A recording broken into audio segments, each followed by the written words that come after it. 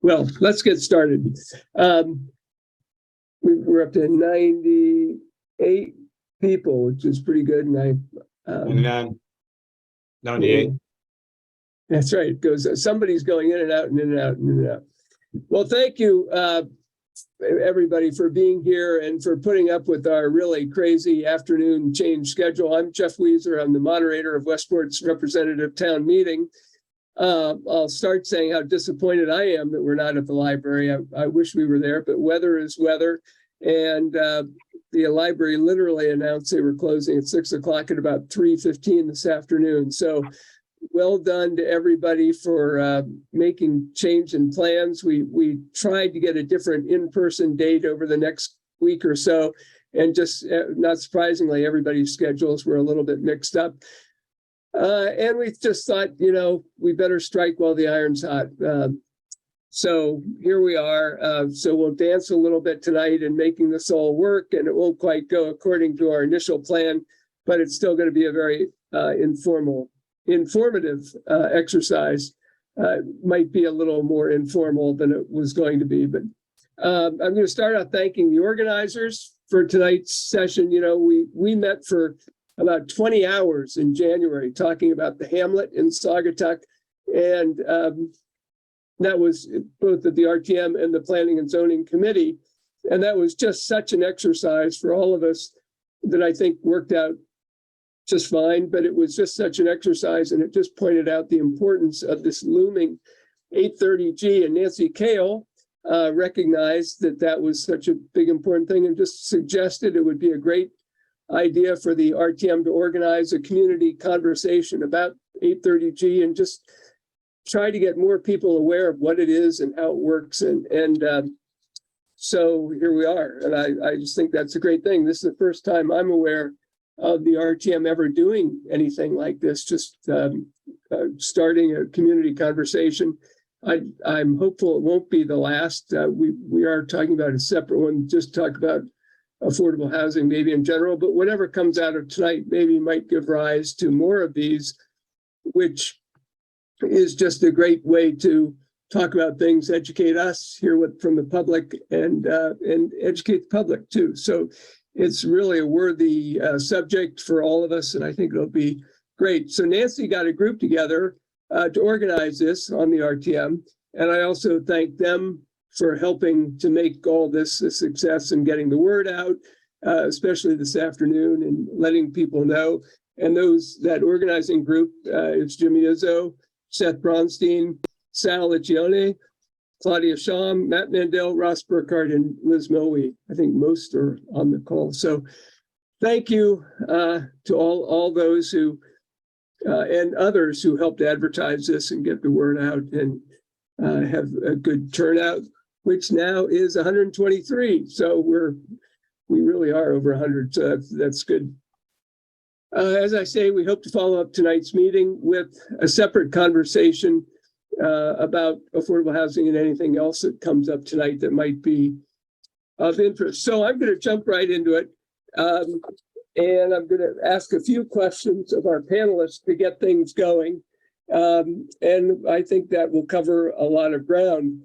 But before I ask the first question, just going to do a quick little bio of the people. I think we all know them and they don't need any great introduction, but I'm going to give an introduction anyway. Ira Bloom is a senior partner at the law firm of Bircham Moses in Westport and Milford. He's been Westport town attorney for over 25 years. He's also town attorney for New Canaan, Wilton, Weston, Easton, and the land use attorney for Madison, Connecticut. Over the years, he's handled 830G applications in multiple towns.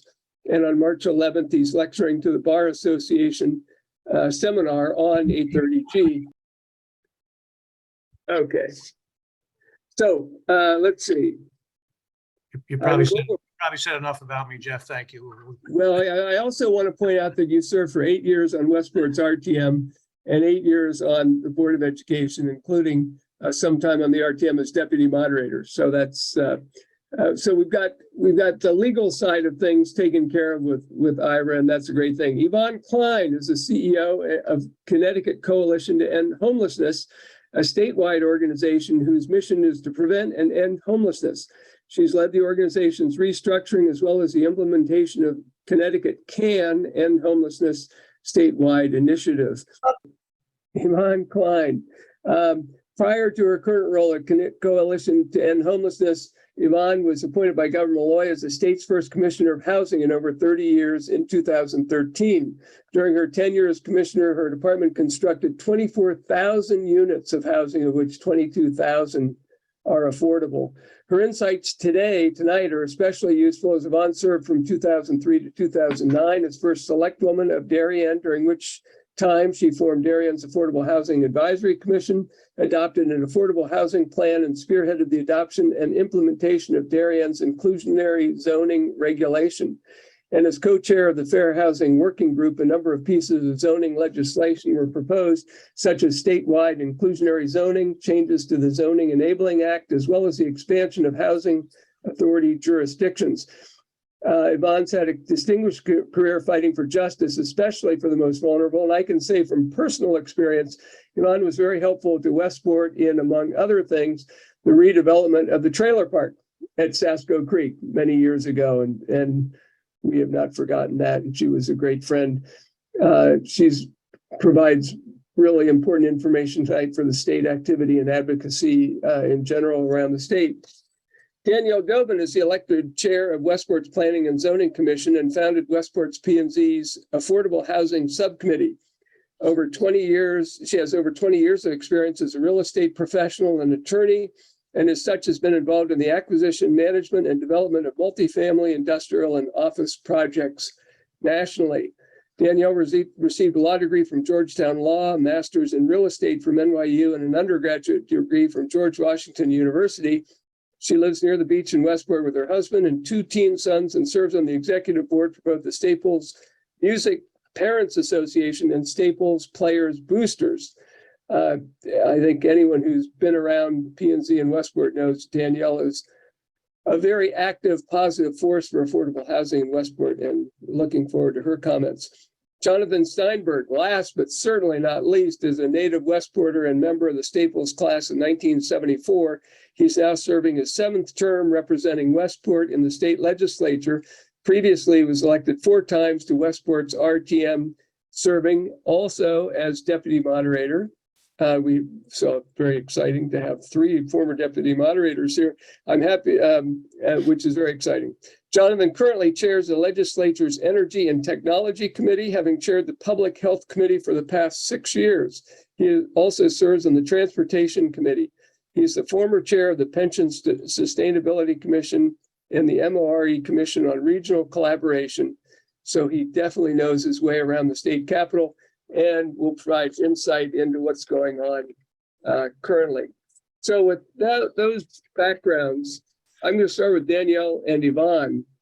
And just to give us all a little bit of background, many of us have spent a lot of time with 830G and we know about it, but just Danielle, you start and tell us, what is 830G? What's the recent history in Westport, including talk about the moratorium and when it expires. And that'll give us background, and then maybe ask Evonne to look at some statistics of Westport and tell us about 830G and its effect, positive and negative perhaps, on what's going on in the state. Sure, thanks, Jeff. Well, first, I just want to thank all of the organizers for putting this forum together. It's terrific to have so many people who are interested in learning more about land use and about 830G specifically. One of the hardest parts about serving on the Planning and Zoning Commission in Westport is ensuring that members of the public understand the limitations of the P&Z's control over land use in our town. And one of those big limitations is 830G. So 830G is a state statute. It applies to all of Connecticut. Essentially, it allows in towns where 10% of the housing, as it's defined affordable by that statute, isn't deed restricted affordable, for applicants or developers to bypass local zoning laws. And when I talk about local zoning laws, I mean height, I mean density, number of units, whether or not a building can be in a setback or not, as long as their project includes 30% of the units to be deed restricted for at least 40 years to be affordable at a few different levels. So that in a nutshell is what 830G does. And in real terms, what it's meant in Westport is that every now and then we receive applications for larger buildings that wouldn't otherwise be permitted pursuant to our regulations, sometimes, right in the backyard of single family zones. So Westport's history is pretty interesting because it's mostly recent. In 1998, there was the first 830G project in Westport, which was 10 units for sale on Cross Street. So 3 of those were deed restricted affordable. Then there was an application that Summit Saugatuck filed to take 10 single family lots on Hiawatha Lane Extension to build 55 townhouses. So then an 18-year legal battle ensued, which I'll get into a little bit later. Right before I joined the commission 5 years ago, the Planning and Zoning Commission had worked collaboratively with the developer of 1177 Post Road East, that's right across from Greens Farm School, to build what's called a friendly 830G there, so not an adversarial situation. Right after I joined the commission, the P&Z won a battle. They had denied, and the judge had upheld the denial of a large 830G on a single family lot on Wilton Road. When I joined the commission, that applicant reapplied for a smaller property, and there was a flurry of other applications. So Summit Saugatuck came back. The 55 units had grown by that point to 187 units. There was an 81 unit application at Lincoln Street and Cross Street. And there was also a smaller application for 19 units across from Greens Farm School on Morningside Drive. So whenever these applications come through the P&Z office, it's very, very challenging for neighbors. Even if a neighbor believes really strongly in creating more opportunities for new people to live in Westport and diversifying housing, it can be really challenging to see the house behind you potentially turned into a 4 or 5-story building with potentially hundreds of people coming in and out of what was a quiet neighborhood. On the commission, we've tried to take the attitude of working collaboratively to settle some of the long-running 830G applications to make them better for the town and better for the neighbors. So the primary example of this is definitely the Summit Saugatuck application for Hiawatha, which we reduced in size by about 30 units by settling it. That lawsuit had mushroomed into a suit that also attacked the viability of our moratorium, which I'll get into in a second. And also the ability of the town versus private developers to decide where the sewer could be extended to. So I would say that with regard to the history in Westport, between the 1998 Cross Street and the 1177, there have been 32 affordable units created because of 830G. Once the Hiawatha project, the Lincoln Street project, and 122 Wilton are completed, there will be 108 total affordable units that will have been created by 830G. Concurrently, the town has adopted our own inclusionary zoning statute right before I was on the commission, which provides an opportunity for developers to create affordable projects with a 20% affordability requirement, but that are built within the framework of Westport zoning. So not as high as most 830Gs, not as dense as most 830Gs, with enough parking, et cetera. And as a result of those approvals, we'll have about 40 units of affordable housing that will have been developed. So the long and short of it is that on paper, it doesn't sound like a lot of projects when you go through the list, but they're tremendously impactful for the people who live around them. Also really impactful for the families that have the opportunity to live in them who wouldn't otherwise live in Westport. So it's really a complicated situation. So I think that's probably enough of an answer now for that, Jeff, with what the history is with 830G. the way that 830G works, towns can achieve compliance by creating 10% of their dwelling units as affordable, or alternatively can earn what are called 830G moratorium. A moratorium is a 4-year period where developers are no longer allowed to file these types of applications in your town.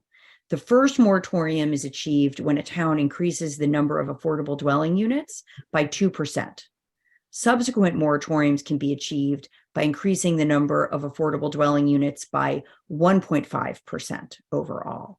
So Westport should be in a position in another 2 years to apply for our second moratorium. And the Planning and Zoning Commission has been working really hard to make sure that while we're within that 4-year period, we can apply for a subsequent moratorium, because we have a lot in the pipeline and a lot that we're hoping to do.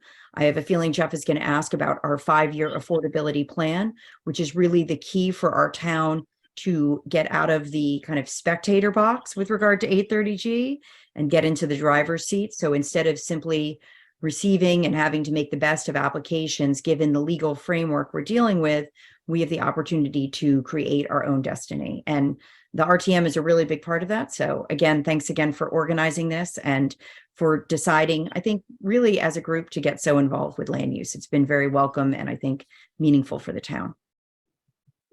Thank you, Danielle. Evonne, you want to add your perspective from the state and from Darien and from Westport? So you were certainly closely Sure. connected. Happy to do so, Jeff. Were you able to share those couple of slides that I sent you just to give the conversation some context?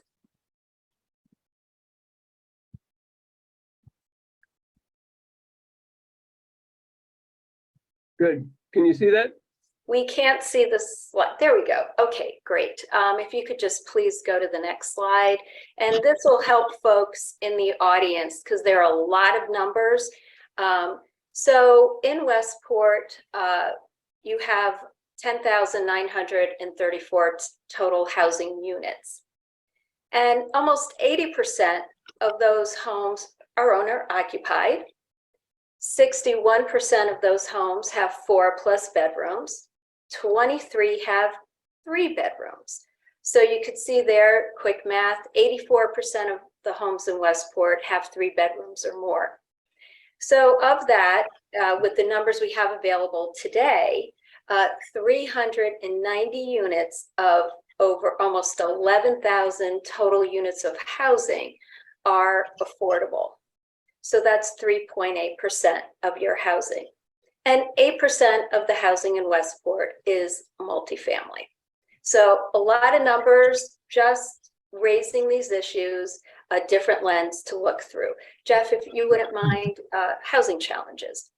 So, you know, you hear a lot of conversation about affordable housing. Well, what's affordable housing?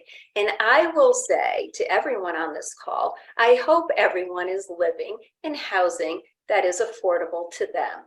And HUD, we use the HUD definition of affordable housing. If you're paying more than 30% of your income on housing costs, you're housing cost burdened. And you're not living really in housing that is affordable to your income or one's income. So in Westport, cost burdened households include renters at 39%. Statewide, it's more than that, like over 50% of renters are housing cost burdened.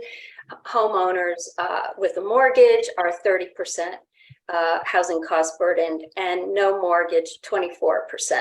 So the point here is Westport and folks in the suburbs, this is pretty standard with and comparable to other suburbs. You know, our suburbs are not immune to folks living in our communities and being housing cost burdened.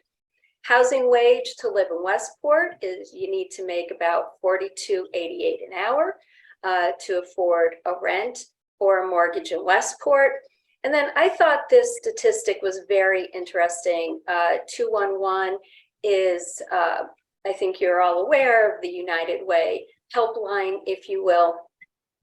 And 15% of the calls from Westport were for shelter assistance, 43% for low-cost housing, and 34% for landlord-tenant issues. My source for this information is the Partnership for Strong Communities Housing Data Profiles. Thanks, Jeff. And if you wouldn't mind, stop sharing the screen. That's terrific. So with that lens, 830G, a couple of things about 830G. You know, certainly you would expect for me to say that it's one of the most important zoning laws in the state of Connecticut. And what it does is it is key in encouraging cities and towns within the state of Connecticut to comply with their long-standing obligations under the Zoning Enabling Act, which is State Statute 8-2. And that act gives zoning authority from the state to municipalities so they can form. The act spells everything out. Forming zoning boards, planning and zoning boards, what municipalities can do with respect to zoning. So it spells everything out. So 8-30G came into being, number one, to encourage communities to fulfill their zoning obligations. And within the Zoning Enabling Act, there is a shall and a must in that act, which is to promote housing choice and economic diversity in housing, including housing for both low and moderate income households, as well as zone for multifamily. So this actual mandate requirement was well in place before 8-30G came into being. And that's something important to remember, the responsibilities that all municipalities have had way before 8-30G. It also points out a regional responsibility. 8-30G was also, and I'll talk a little bit more about what the law allows, but I think raising the issue of why it was written is also important. So again, to encourage communities to fulfill their obligation under the Zoning Enabling Act, to encourage private developers to build affordable housing. You know, we heard government housing, right, that term. And to create an appeals process for those developers and those private developers who wanted to build affordable housing, but zoning boards were denying. So some call this a builder's remedy. So it allows housing developers who are willing to build affordable housing with long-term affordability for low and moderate income individuals and families to challenge a town's denial of an application. At least 30% of those units must be deed restricted so that lower income earners will not be spending more than 30% of their income. So 15% at 80% of state median income, and 60% of 15 units at 60% of state median income. It's only one tool to ensure housing is built for people of all incomes in all Connecticut cities and towns. So yes, any municipality having 10% as affordable is exempt from 830G. Any municipality with an active moratorium is exempt from 830G. Currently, 31 municipalities are exempt from 830G, ranging from Killingly at 10.35% to Hartford having the greatest percentage of affordable housing at 40.32%. Norwalk has 13% and change. Stamford has a little over 15%. I would argue that the act is responsible for the development of 147,000 units of affordable housing across the state. A moratorium is certainly something, it amended the statute in the year 2000, where that's an opportunity for communities to incrementally build affordable housing, smaller percentage by smaller percentage. And those 4 years, that's the planning period. And if you can, the building period toward the next moratorium. And I think Westport's expires March 4th. We have 2 other municipalities in the state whose moratoriums will expire this year. We've had 3 towns that have had 2, and I think there are about 16 towns in the state that have had 1.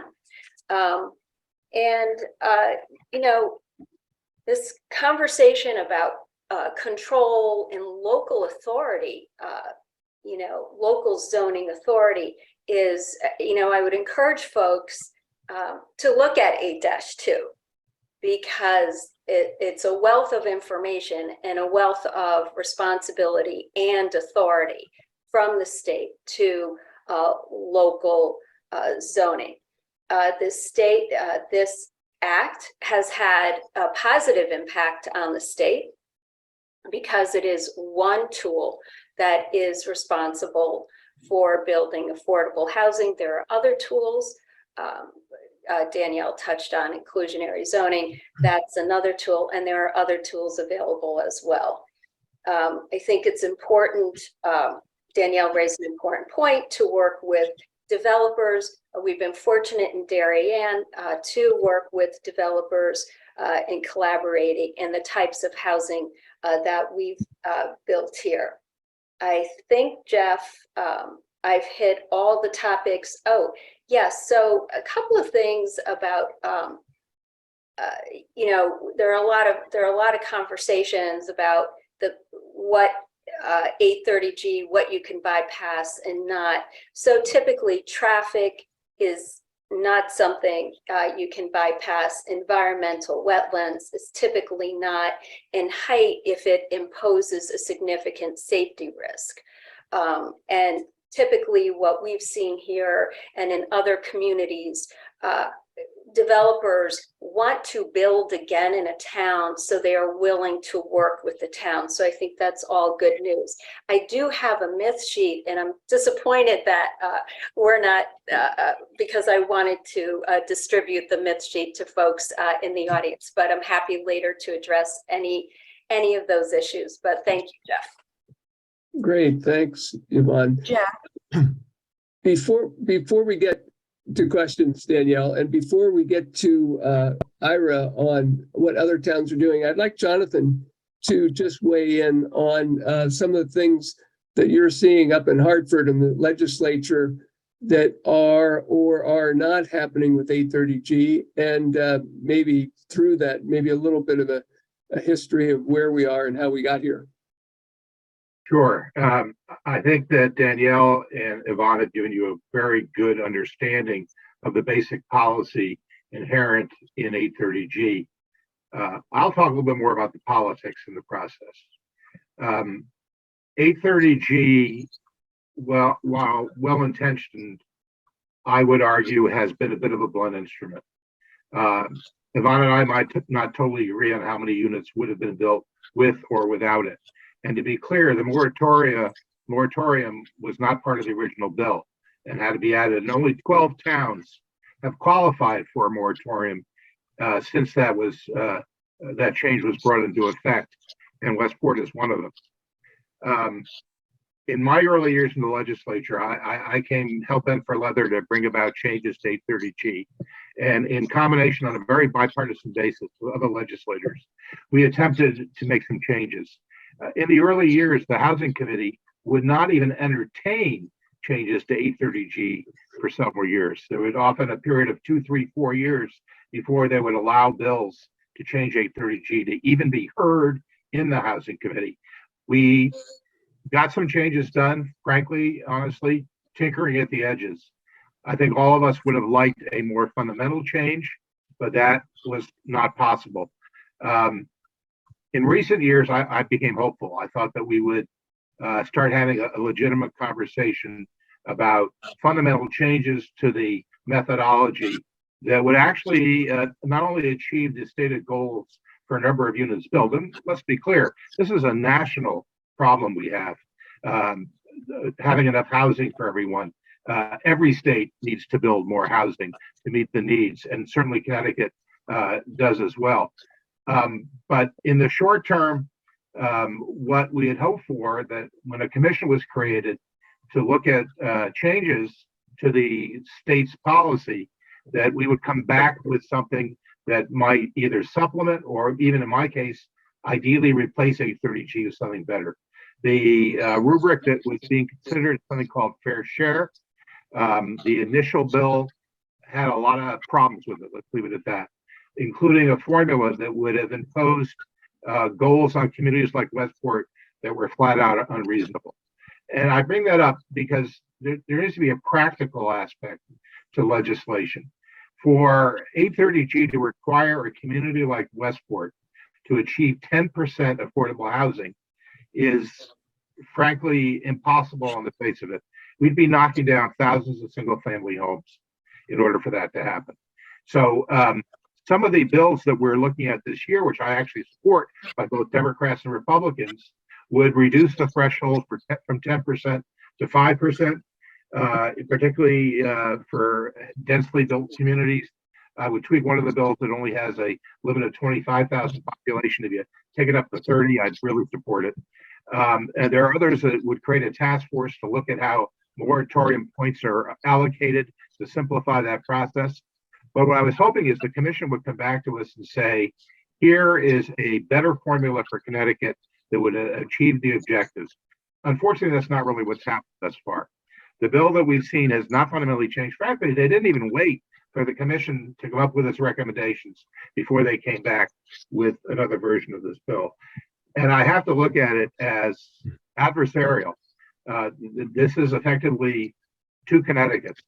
The Connecticut that views the suburbs as not doing their job to build housing and not really being very supportive of the efforts that have gone on. Let's look at the reality on the ground. Westport is doing a great job.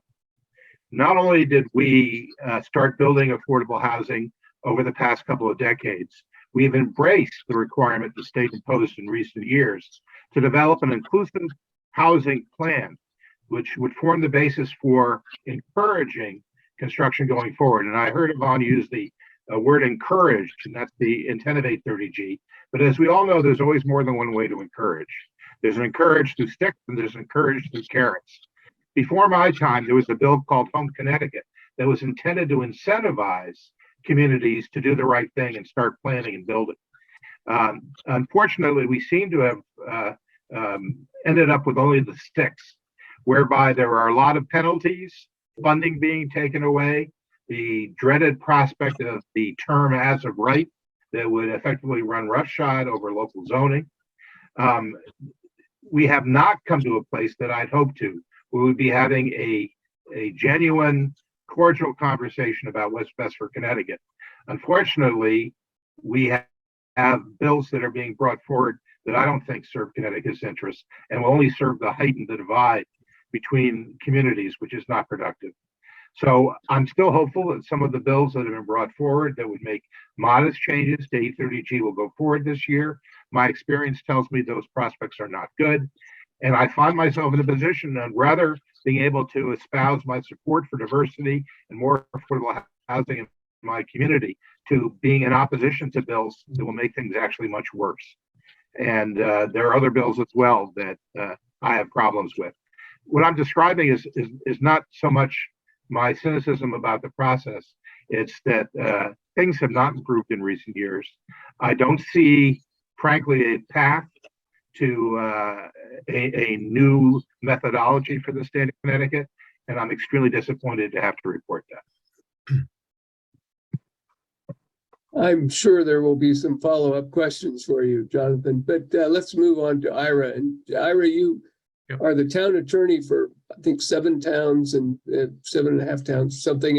And you've seen a lot of different reactions to 8-30G and to land use, and you've had a lot of experience in Westport. Tell us, give us some perspective on other towns are doing and what Westport is doing right and what Westport is doing wrong. Sure. Well, good evening, everybody. Thank you, Jeff. Thank you, Nancy and RTM members for sponsoring this important discussion.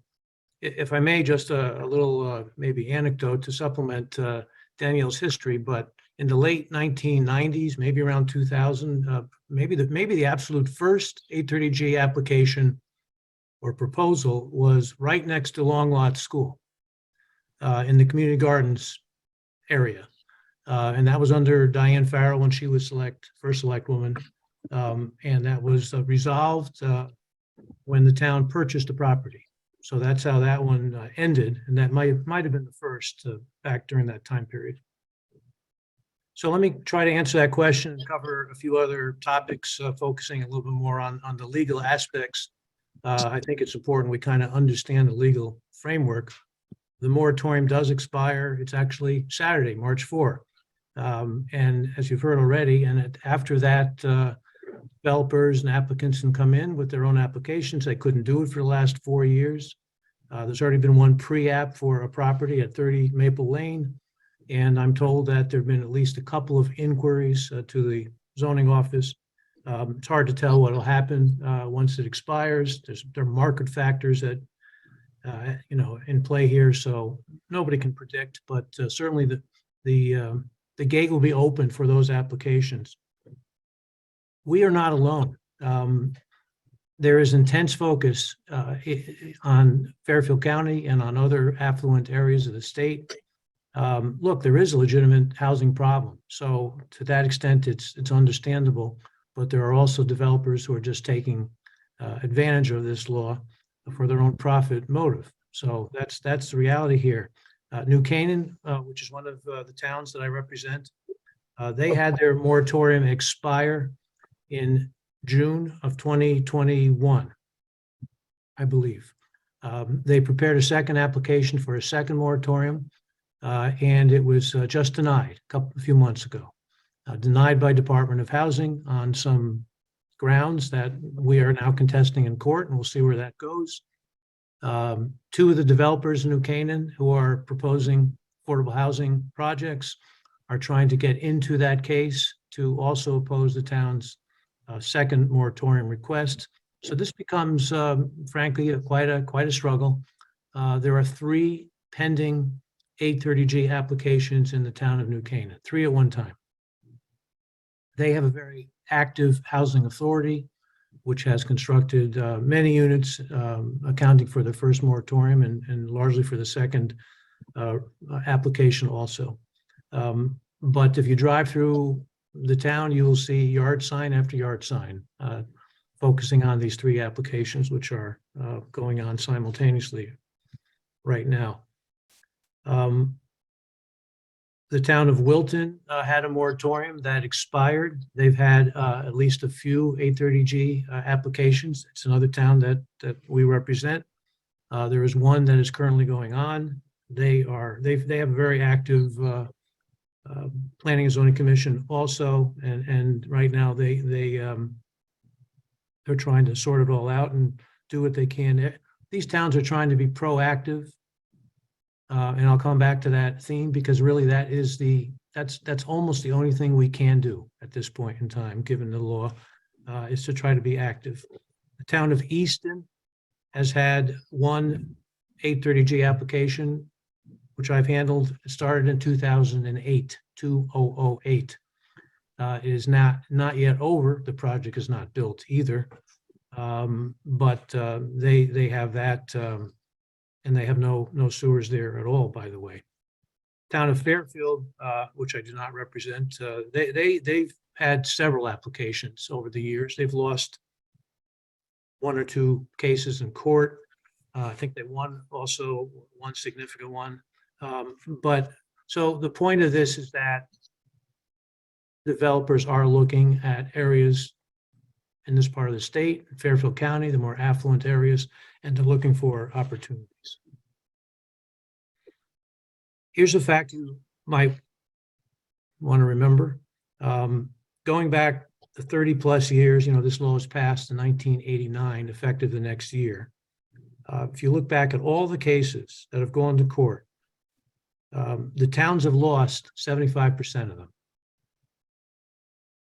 So that's the reality. And developers know that, and the land use bar that handles these cases, they know that also. There's now a very well-defined body of case law, as well as the statute dealing with this area. And without getting too much into the law, it's probably important just to go through it.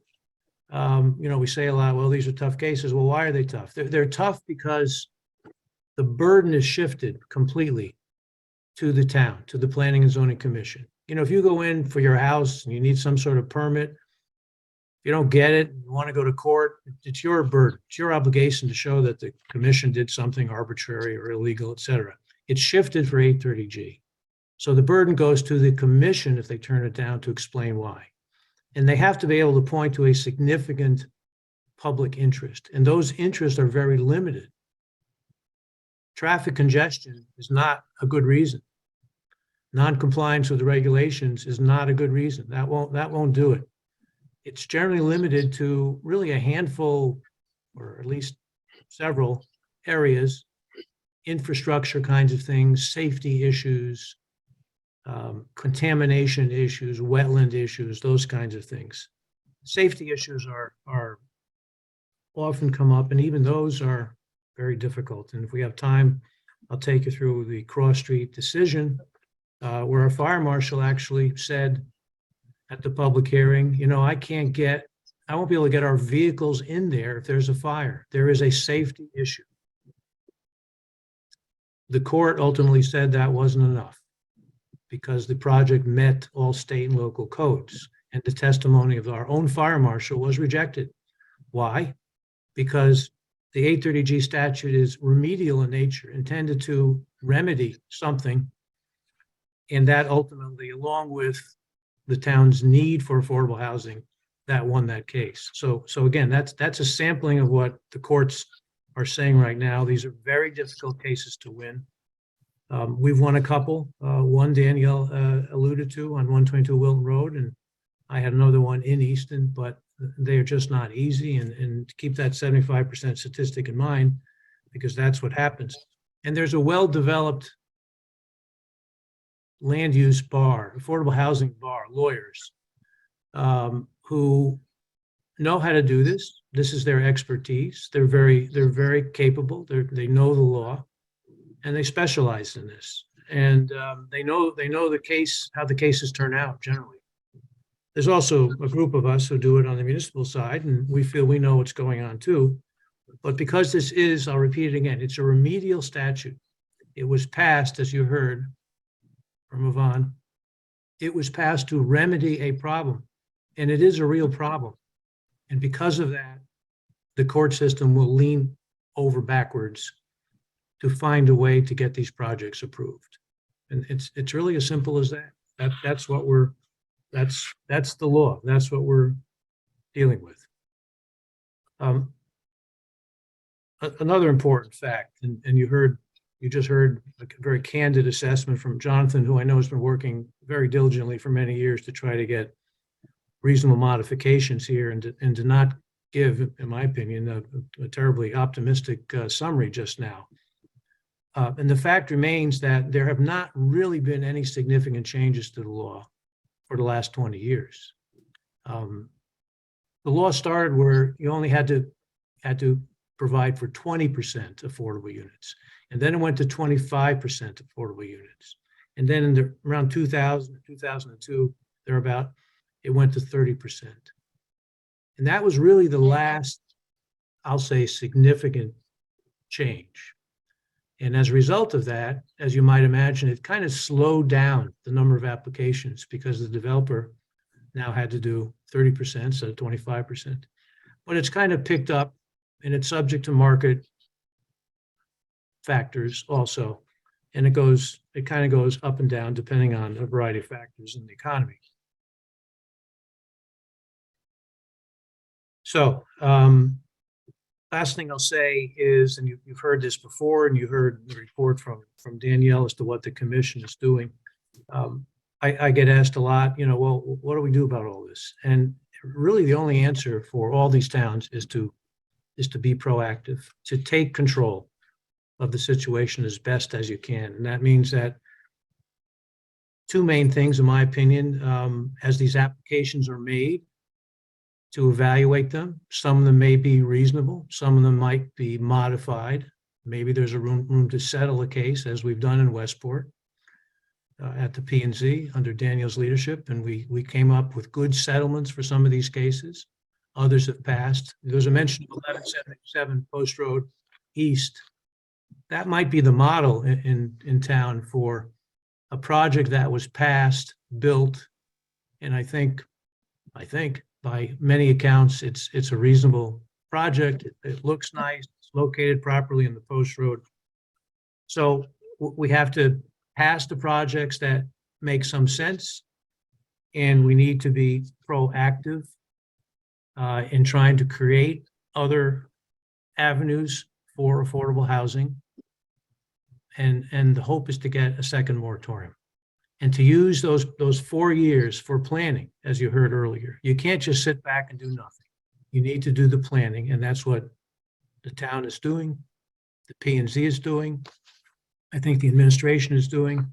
There are two examples I'll just give you as to what's happened here recently at 124 North Campo Road, which now is called Susie's House. It was formerly the Project Return property.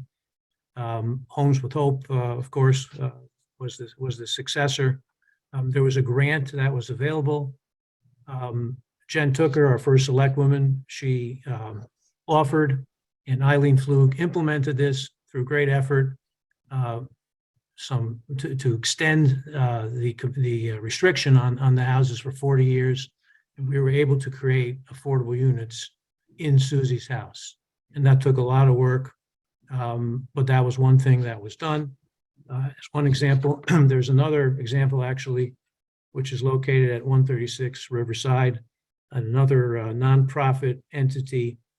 There were deed restrictions, and several units were created like that. So those are the kinds of things that we need to do. And I'm sure we'll talk more about the affordability plan, but combined with planning and zoning applications and public-private partnerships and administration initiatives, you try to build up as many units as you can, so you take control of what happens in your own community. And you create the units of housing, which we need also. I'll stop at this point. Thank you. Thank you, Ira. So I do want to get to the 5-year affordability plan as predicted. But before I do that, I want to ask a question of probably Jonathan and Evonne. As it was pointed out, the 8-30G law was first passed in 1989, prior to which Westport had not a bad history of providing some affordable housing around town. And those units do not count at all in our calculation. And so they go underrepresented. I would be quick to point out we're the only town of our kind of size that has a homeless shelter, which takes care of at least 20 people every night, for which we get no benefit. Is there any chance in the 8-30G environment that Westport would get credit for those things, those units, those apartments, those houses, to at least lessen the burden on us as a town? And then 5-year, we can talk about the 5-year affordability plan, and then we're going to open it up for questions. So if anyone has a question, go down to the bottom of your screen, look for reactions, and raise your yellow hand, and we'll call on you in order. Go ahead. So Jeff, if I may, units, and this is one of the myths. So units built before 1990 do count toward the 10%. So they do count. They count toward the 10%. So I think that I'm glad you raised this issue. There are no changes, and I'll look to Jonathan here. There are no changes afoot with respect to homeless shelters. I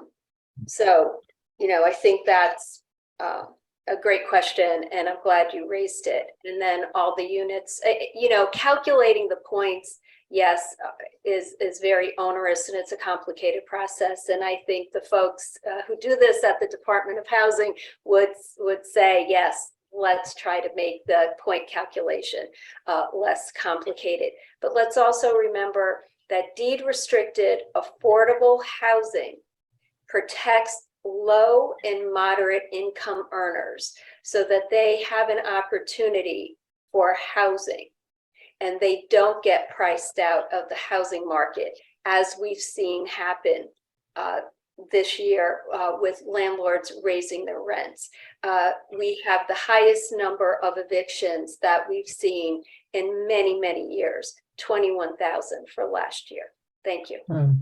Thanks. If I could weigh in a little bit, I think focusing on units that were created prior to the creation of 830G is a bit of a misdirection, because with all, even including those, we are nowhere near 10%, which would be the only thing that would absolve us from 830G, and we still have virtually no prospect of getting there.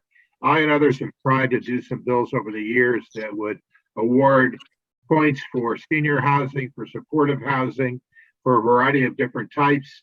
I agree with Evonne that a simplification of the points process would be not only easier to understand, but would avoid the kind of controversy we've had with the developers and their lawyers suing us because they disagree with how we've counted our points. It shouldn't be that complicated. So I'm in favor of the task force that wants to look at those kind of things. The reason why we're not getting equivalent value for, excuse me, for things like senior affordable housing is that the housing committee views that as just too easy, that's just something that we would do normally, and that therefore it should not be awarded the same valuation as affordable housing. And I understand their point, except that they frustrate us at every turn, and they make it very difficult, not so much simply to achieve the goal of more affordable units, but I feel that the adversarial approach actually discourages engagement with many communities. And Westport, despite the fact that it's been targeted as if it was still the town from 100 years ago that was redlined, has actually been doing a good job. And I would encourage people in Hartford, and I have, to come to Westport, to see the facts on the ground, to see what we've accomplished here, and to see the real traffic issues and other issues that we have around our train stations that make some of these well-intentioned top-down legislative efforts impractical on the ground. And it's part of a general pattern making it more difficult for us. I think that if Westport were left to its own devices, we would not only achieve moratoria over and over again, we would be putting up a lot of affordable units in places where it is supported by smart growth principles, where there's infrastructure, where there are sewers, where there's sufficient fire suppression equipment and pressure. That Westport is on the right path, and yet, despite all that, we're not getting any credit. Not so much from a moratorium point standpoint, we're not getting credit for being a community that wants to do the right thing. Okay, thank you, Evonne and Jonathan. Danielle, just talk us through the 5-year affordability plan that has taken 10 years to. You can have about a minute, but no, tell us about the 5-year affordability plan. Thanks, Jeff. So just to follow up on what Evonne said, there's the law is complicated, and people often say to me, why doesn't our housing count? And what may or may not count for a moratorium does count overall with regard to the 10% compliance for 830G. So I just want to make sure everybody knows the only units in Westport that don't count towards the 10% and also don't count towards any sort of moratorium is actually the Saugatuck, the 36 senior housing units at the Saugatuck. For whatever reason, there's something in the co-op documents that mean it can't be counted towards the 10% compliance. So everything we have that's deed restricted or government assisted counts. just to be clear on the numbers, because I think people want to know, we have 511 units that qualify for overall compliance based on either being government assistance units or because people are using vouchers for those units or because they're deed restricted. This number will go up by 76 units. Plus a quarter point is earned for each market rate unit in an actual 830G project. So within 2 years, we're actually going to be at close to 6% with regard to overall compliance. Now that is using a number of 10,300 overall dwelling units, which is the number that we use because we're allowed to use that number. But just to give people the picture in terms of the numbers. So with that being said, I believe we can reach 10% compliance. I just think it will take a lot of work and collaboration amongst town boards and the right attitude on behalf of the town to get there. Our 5-year affordability plan was adopted because the state adopted 830J, and 830J demanded that every town in Connecticut, even those that are compliant with 830G, adopt a 5-year affordability plan. Instead of farming this out, and the Board of Finance kindly gave us $50,000 to use a consultant, we actually drafted this ourselves. And I spoke to so many different Westporters, and everybody, for the most part, agreed that they want to see more opportunities for affordable housing in Westport. They want to see deeply affordable. They want to see units that are affordable for teachers and firemen, units for people who are vulnerable to homelessness, like we have via Homes with Hope already. What they don't want to see is density. What they don't want to see is people building on single family lots in the flood zone, or literally almost it goes cascading down into the river in wetlands. And the way to do this is to get in front of it. So number one, money. The issue with 830G developments from the perspective often of a neighbor is the fact not that you have the 30% affordable, it's that 70% of market rate units. So instead of a 30 unit project with a reasonable amount of cars, you have a 100 unit project with 70 of those units in Westport being 2 bedrooms that rent for $6,000 or $7,000 or even $10,000 a month, which, look, it's great that we have some of that in our town because it's really important to have a number of different types of dwelling units. But at the same time, I am really uncomfortable saying to somebody, the nature of your neighborhood is going to change. We're going to have 300 people moving in, and 70% of them are going to live in apartments that rent for $8,000 a month. And you should feel like that's better for society. It's a really hard sell. So what are we trying to do on the commission? Find a funding source. Who's helping us? The RTM. Matt Mandel is the chair of the RTM P&Z committee, and he is already exploring how we can create an affordable housing fund, something that exists in New Canaan, which their housing authority has used to create a lot of different, almost entirely affordable projects. So in Westport, you're going to hear more about this potential affordable housing trust fund. I very much encourage everybody to come out and support it. The idea will be to fund it, maybe from a fee on zoning permits, maybe through a transfer tax. That's going to be explored by the RTM together with the Board of Finance and the Board of Selectwomen. The P&Z is not a funding body, so we will not be involved in that. But I can tell you it is critical. I'll give you an example why. Second part of our plan, using town-owned land and leveraging that to create almost entirely affordable projects that are of a lower density and are designed in an aesthetic that really works for Westport. What do I mean by that? I mean that if you attend by Zoom, our affordable housing subcommittee meeting tomorrow, you hear us talking about Linksweiler. Linksweiler House is a piece of property owned by the town. It's on Post Road East. It's between McDonald's and the Fresh Market site. It's on almost 1.5 acres. It's a historic house. The idea would be to renovate that historic house, move it forward on the lot, maybe create a cottage cluster around it, maybe create some additions that look like barns, that they're designed sensitively with regard to the architecture of the original house, and to make those entirely affordable and designed for people that are vulnerable to homelessness, so that our friends, whether it's at Homes with Hope or another nonprofit, can provide supportive services. Now, why do we need the money to do that? Because it doesn't make any money for anybody to create an entirely affordable project for people who are being served at the 40% state median income level. So the project has to be funded. So that's why we're seeking ways to fund these projects. If we were thoughtful and were able to both raise our own money, and if the state of Connecticut began to consider, I think, returning some of their state transfer tax that they collect from towns like Westport to be directed specifically at affordable housing creation, we could start creating these beautiful projects, affordable projects in great locations where they really make sense for people who need to rely on public transit, but at the same time are low density and don't have a jarring effect in terms of traffic. And for anybody who doesn't live in Westport, it's really easy to throw stones at us complaining about traffic. It's really easy to think we're exaggerating the problems about stormwater runoff and drainage issues. But for anybody who lives in this town, we all understand the issues. So number one, Affordable Housing Trust Fund to raise some money so that we have money to spend on this issue. Number two, leveraging town-owned land. And there's a number of different opportunities. I just named one of them. Third, state-owned land. We have been working on the P&Z. I started working with Jim Marpy when he was the first selectman to work with the state to leverage some state-owned land that's at West Parish and Post Road East, right across from where the Sherwood Diner is. Many of you know there's a state transportation salt barn emergency center there, to take 2 of those acres in order to create affordable housing for families. Hey guys, there. John here. Just wanted to let you know. Thank you.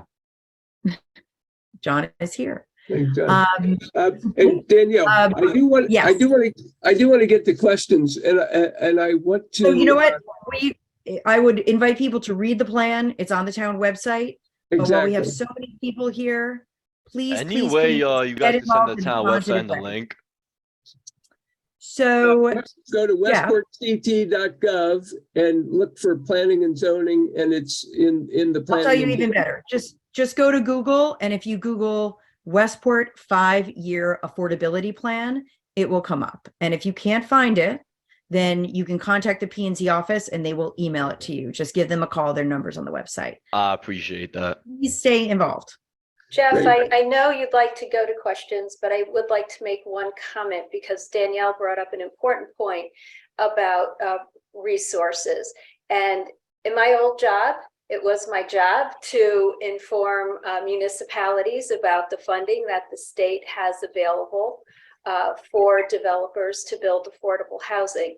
So, as developers express interest, I think it's important to point them to the state. The governor in this biennium has proposed $600 million in funding in his capital budget for the purposes of building more affordable housing across the state. So that's a great opportunity.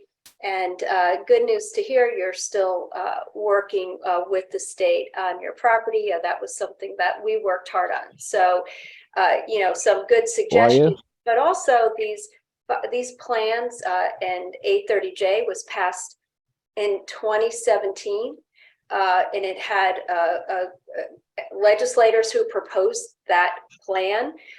They were committed to the notion that these plans would ultimately produce more housing.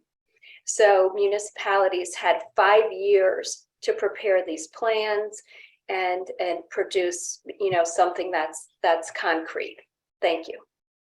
Thank you, Evonne. It seems to be a great time to be looking at developing property. There seems to be some funding around, and maybe I know that's being looked at. I'm very happy to see a number of RTMers here with their hands raised. However, I'm going to start with the public since this is kind of a community conversation. And I'd love to start with Sabrina Buckwalter to ask a question. And if you could, because we're short on time, if you could make your question a question and sort of brief, that would be helpful. Thank you. Absolutely. And I think my question is probably more directed towards Danielle, but I wanted to get a little bit more information and maybe clarity about a project that I've heard about that maybe it's a project that hasn't gotten off the ground yet, but I've heard about something, maybe a 12-unit property that the town of Westport is thinking about, where it's land. Hey guys.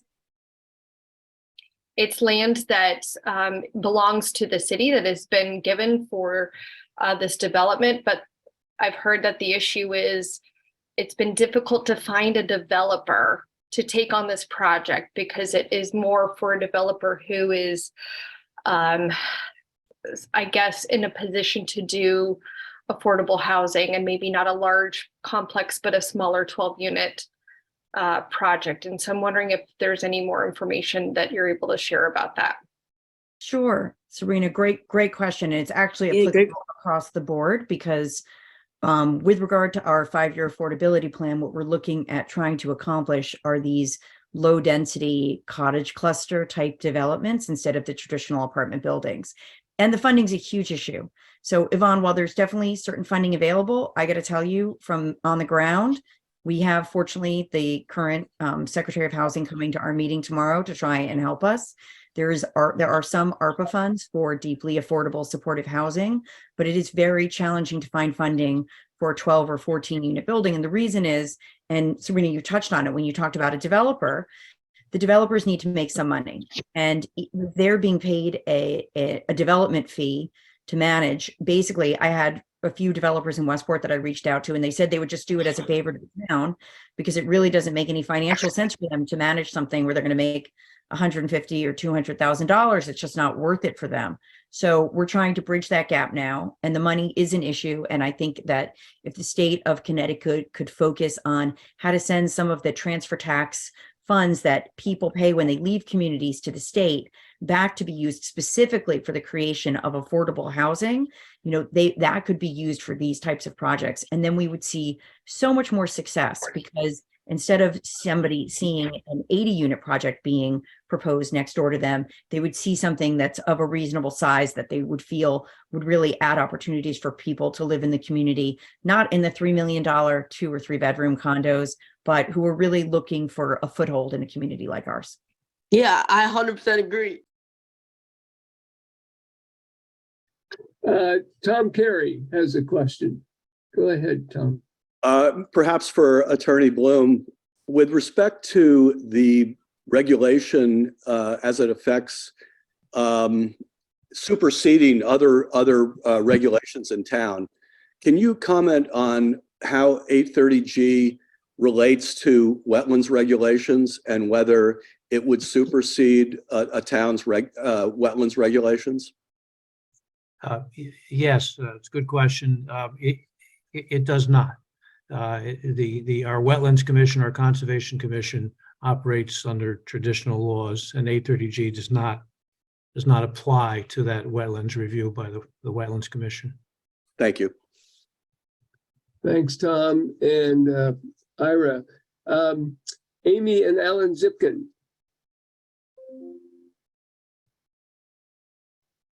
Another member of the public, if you could unmute. Yeah, I did. I have a question about the Affordable Housing Subcommittee tomorrow and the presentation that's planned by Desegregate Connecticut and their Live, Ride, Work proposal. I listened into the town of Greenwich the other day when they made their proposal there. There was, the presenter made a reference to Danielle Dobin and informal conversations that had been had. And I wonder if the town has a position on the presentation from Desegregate Connecticut and how that dovetails with 830G. Sure. So really good question for those who are not familiar with the term Live, Work, Ride, and probably most of you are not yet. As Representative Steinberg referenced, there is an alphabet soup of proposals at the state legislative level to create more housing, more density, more affordable housing, more housing around transit. Live, Work, Ride is a proposal from a group called Desegregate CT that is related to the RPA, the Regional Planning Association.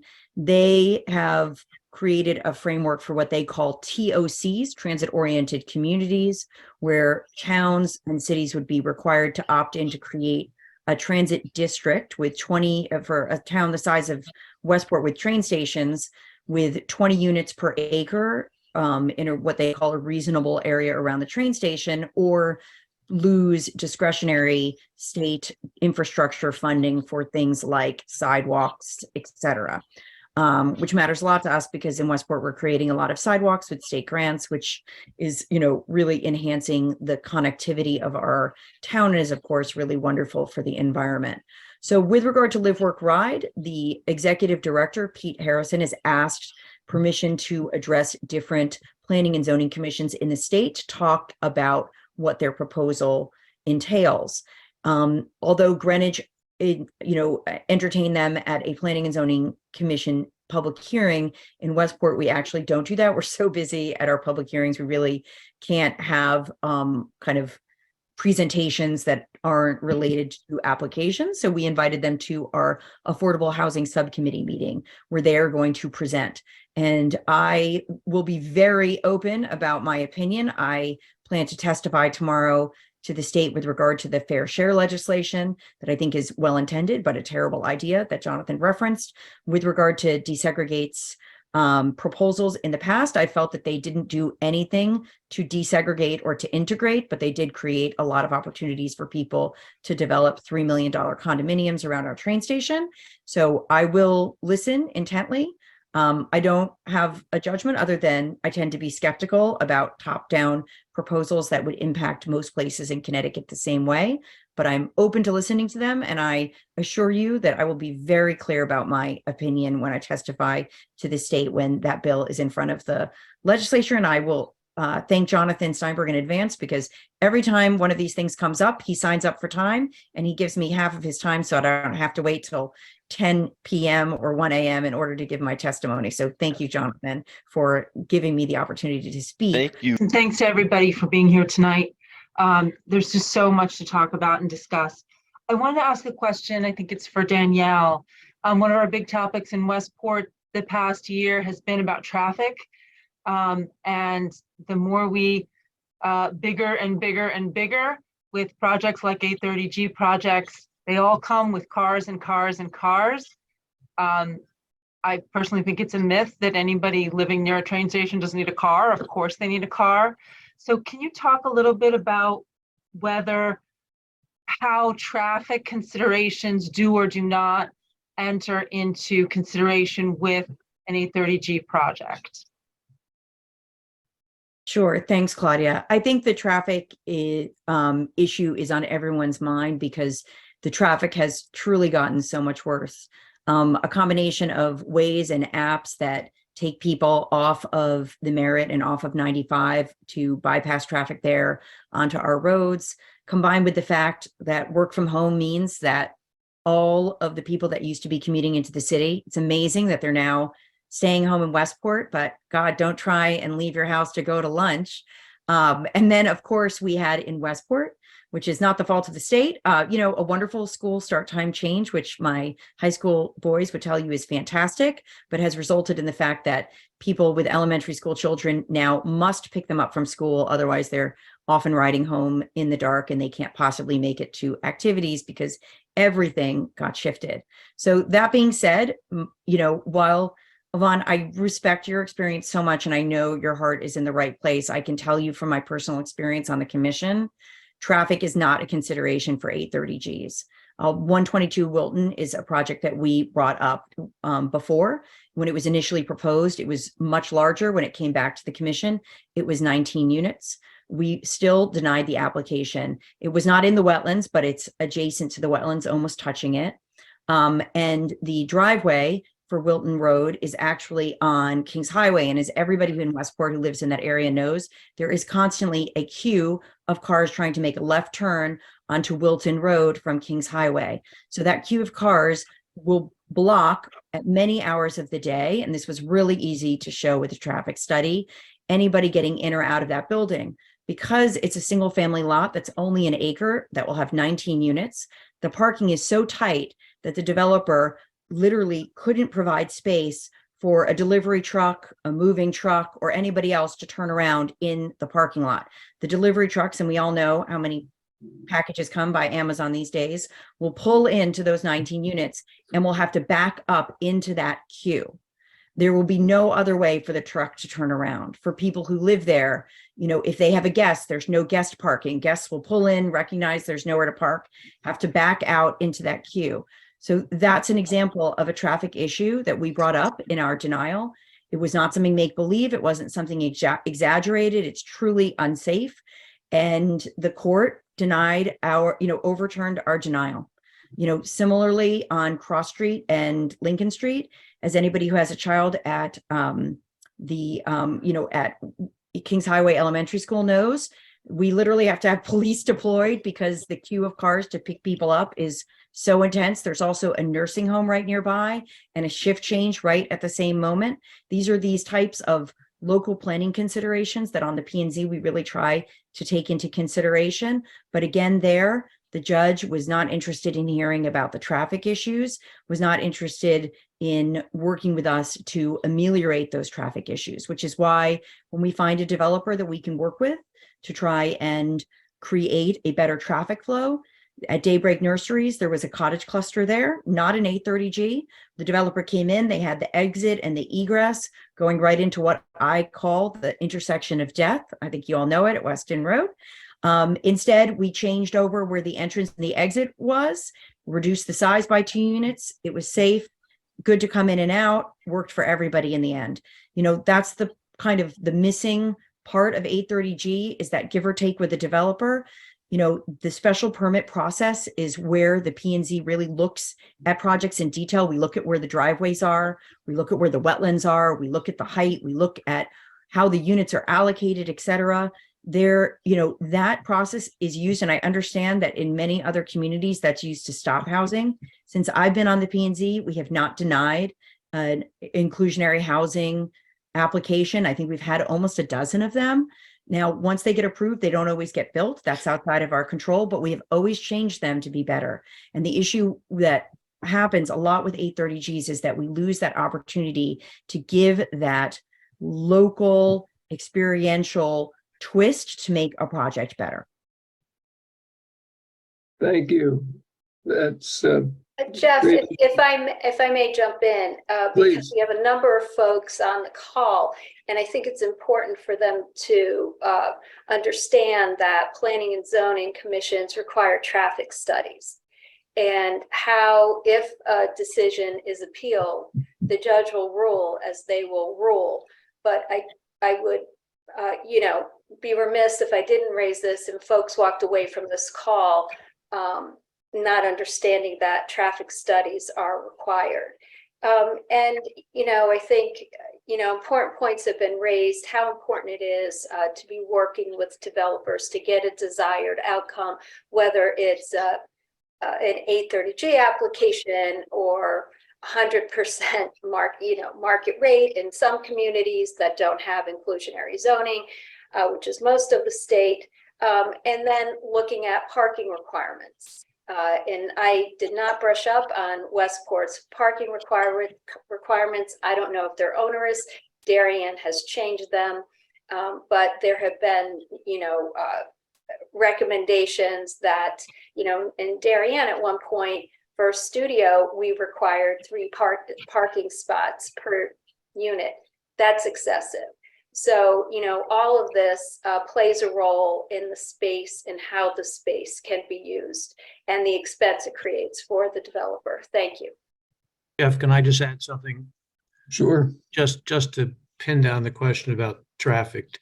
It's been established for years already by the courts. Traffic congestion is not a ground to deny an 830G project. Traffic safety could be, but it is not easy to prove there is a true traffic safety problem. It just doesn't exist too often. I mean, a real safety problem. It just doesn't.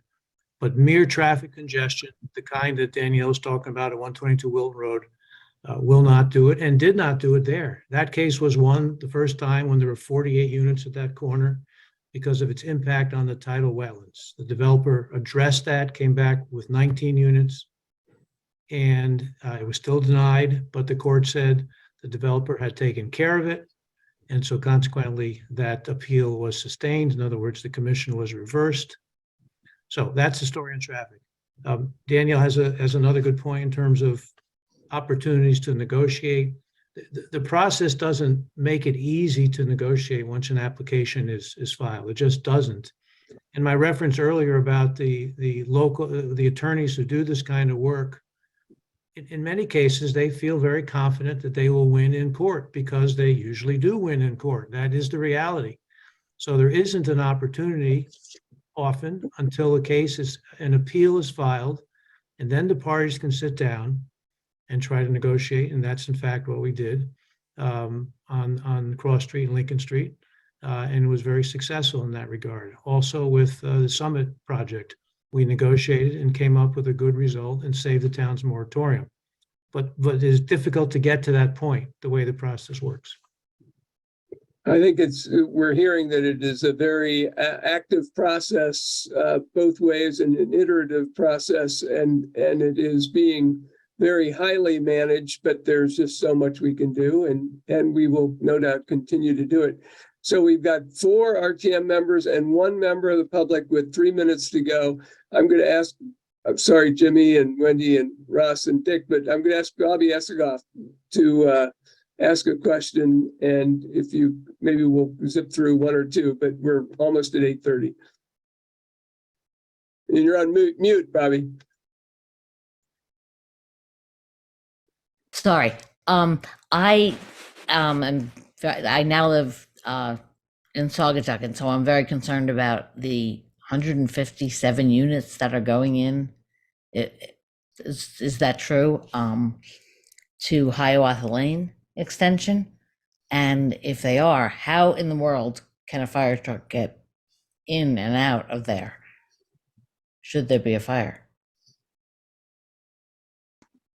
I'll start with this, and then Ira, you can. It's a quick answer, which is that the application started at 55 units many years ago. As is often the case when these are prolonged, it mushroomed to almost 200 units. It became a court case that was attacking our moratorium, the way that they're dealing with a case like that in New Canaan now, as well as our opportunity as a town to decide where to continue our sewer or where to halt the sewer. The Planning and Zoning Commission settled that case, which I think was the best possible decision we could have made. You would be getting 200 units instead of 157 units if we hadn't settled it. As part of the settlement, not only is the developer creating in perpetuity access to the open space behind the new buildings for the neighbors, but also landscaping, a huge amount of drainage that wasn't included. So this is a perfect example of trying to take a really bad situation and making it better. I'd also say that the Planning and Zoning Commission cared a lot about who was going to get to live there, Bobby. So I know you care about creating opportunities for families to live in Westport. So we required the developer to include a number, I think it was 19 3-bedroom units before there were no 3-bedroom units, because from our perspective, if you're creating affordable housing in a town with amazing schools, you really should be creating affordable housing for families with young children in order to live in those buildings. But that is the story of 830G in a nutshell, is you have 10 single family homes on basically a one-way street at the end of some one-way streets with very little access to anything. A developer buys them and can, look to build 200 units and would have prevailed in court.